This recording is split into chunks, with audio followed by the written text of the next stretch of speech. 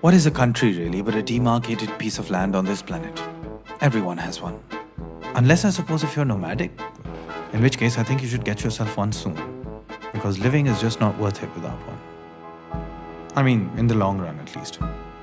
Here's mine, incidentally. Pakistan. Yes, the accent that you have was completely cultivated here. The English made their mark on us before they left.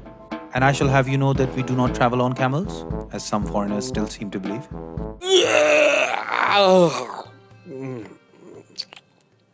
That's a recreational activity, Panithu. Anyhow, welcome to the Essential Guide to Northern Pakistan. By me, Uru.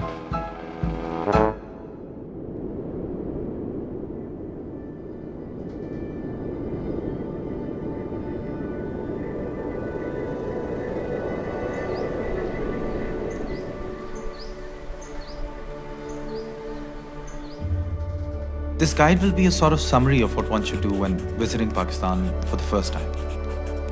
I think the ideal time to visit is between March and April. This is spring season, and it's pleasant almost all across Pakistan. In winter, some of the northern roads are blocked with snow, and summer can be unbearably hot in some cities. So, you have 30 days, and you're in the mood to explore, to reach out new life and new civilizations. To boldly go where no man has gone before. Chalo. You start your journey by landing in Islamabad. Why, you ask? Well, firstly, because it's got this grand new airport. And secondly, because it's the capital and the center of diplomacy. So it's far more foreigner friendly, in that more people speak English here. And the majority of embassies are here too. You would stay at the Srina, unless you are on a tight budget.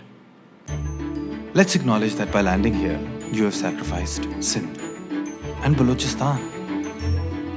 But unfortunately, time does not permit us to visit all of endless Pakistan.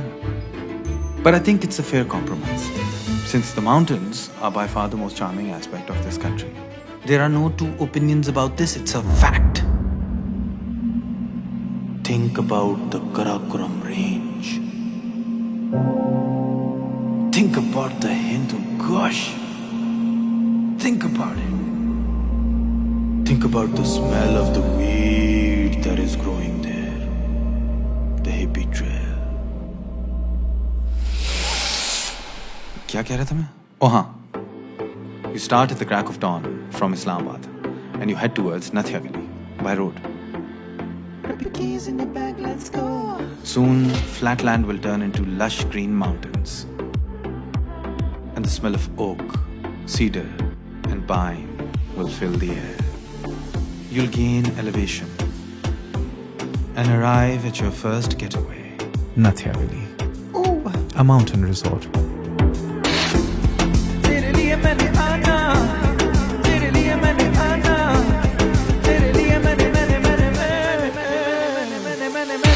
You might take long walks down previously established trails. You might all huddle next to a fire. You might climb the Miranjani or the Mokshpuri. At night, you could try out Taj Hotel's signature Nathia Gali chicken.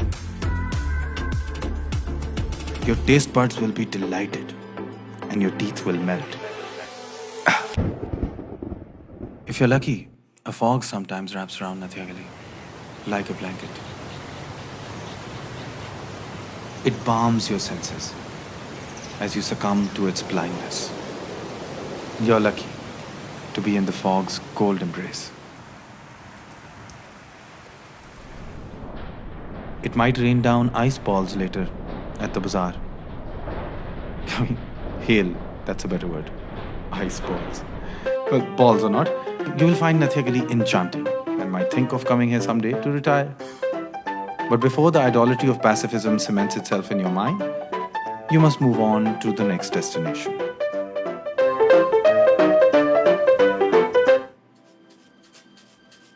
The ride is full of lush landscapes. And even though it can get dizzyingly bumpy at times, the eye candy more than makes up for it. Naran is perhaps the most breathtaking part of Kagan Valley. And it is situated on the bank of Kunhar River. From here you can hike to Saiful Muluk, And from there, you could trek to Aansu Lake. Aansu means teardrop in Urdu. And doesn't this remind you of one? I mean, you could float down Kunhar River as well if you wanted. You should want to. It's fun after all. You can stay at the Pakistan Tourism Development Corporation Hotel. Let's just call it the PTTC. It's simple, it's economical. I mean, they've got Wi-Fi. And the one in Naran is situated on the bank of Kunhar River. So you hear the river. You can never really be done with Naran. None of us ever is. But since we want to make the best of our time here, after a week we'll move on to our next destination.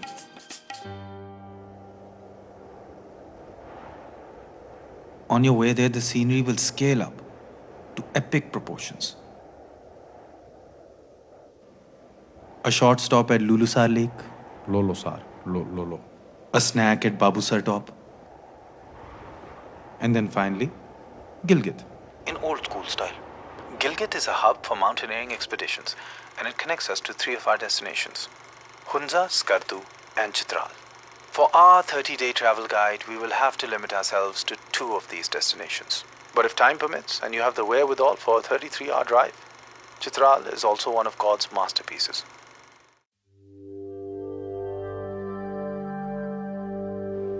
A 2-hour drive away from Gilgit is the Hunza Valley.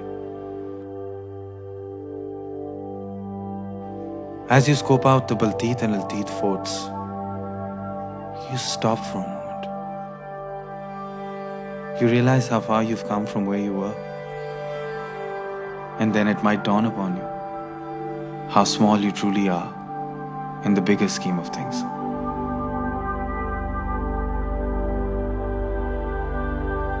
You've come to a town called Passu, and the cathedral-like jagged peaks of the Passu cones greet you to it. This is big game hunting territory. The markhor is found here. You could stare at the Passu cones for a while, and then you can have a look at some of the largest glaciers in the world. Over here, you could attempt a trek of a little higher difficulty, or you could walk around the village.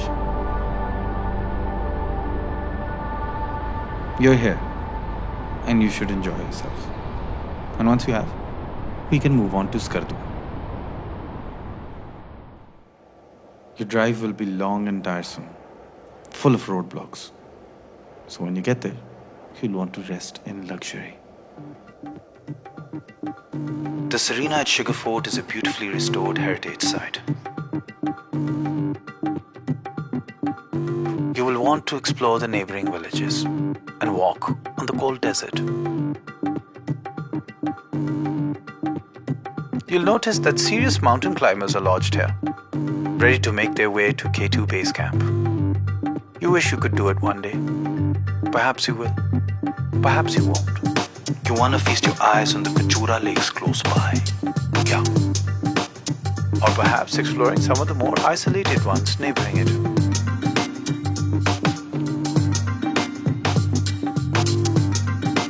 You might take a short trip to Kaplu Palace, a similarly restored heritage site. Maybe you meditate there as a part of the anger management your psychologist recommended. Or maybe you're fine and you don't need it. It's possible you're in denial and you really do need it. In either case, Kaplu Palace will surely clear out the irrational clogs of your mental plumbing. You'll really want to go to Chitral and experience it, but the punitive 13-hour drive means that most will have to do it another time. But don't worry, I have compiled a video for you of some of what you might miss. This is the Kailash tribe in Kailash Valley. Their culture is sadly, slowly disappearing. So if you don't make haste, you might just miss it.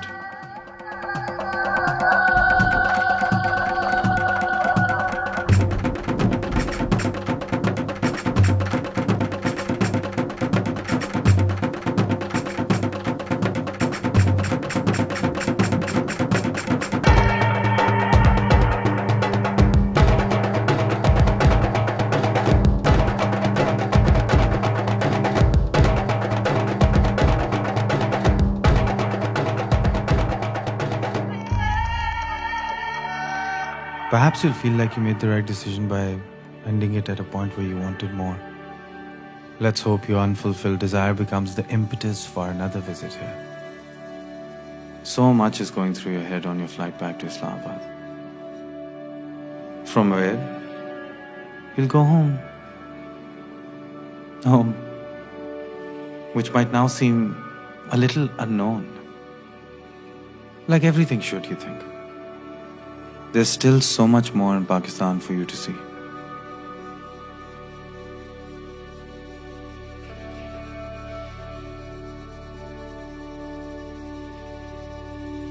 It's mind-bending how it constantly amazes you.